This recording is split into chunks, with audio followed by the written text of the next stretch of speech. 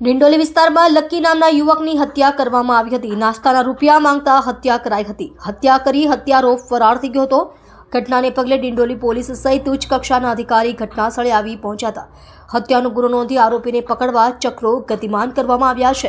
બીજી તરફ યુવકની હત્યાને લઈને મૃતકના પરિવારમાં શોકનું મોજું ફરી વળ્યું છે। પોલીસે કહ્યું કે ડિંડોલીમાં હત્યાનો બનાવ બન્યો છે।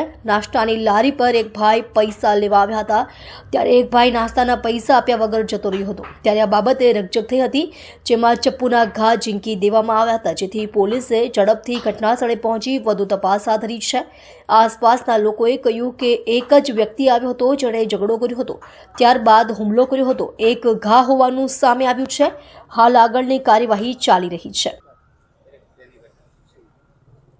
ડિંડોલી પોલીસ સ્ટેશન વિસ્તારમાં એક હત્યાનો બનાવ બન્યો છે। આ ઘટનામાં એક નાસ્તાની લારી છે, ત્યાં એક ભાઈ પોતાના પૈસા લેવા માટે આવ્યા હતા। એ દરમિયાન ત્યાં બાજુમાં એક વ્યક્તિ નાસ્તાની લારીમાંથી નાસ્તો લઈને તરત કોઈ પણ જાતના પૈસા આપ્યા વગર ત્યાંથી ગયો। એટલે આ ભાઈએ એને જણાવ્યું કે તું પૈસા કેમ નથી આપતો। આ બાબતને લઈને બંને વચ્ચે બોલાચાલી થઈ, તો જે વ્યક્તિ હતો એણે આ ભાઈને ચપ્પુ મારી દીધું અને ચપ્પુ માર્યા બાદ તે ત્યાંથી નાસી ગયો હતો।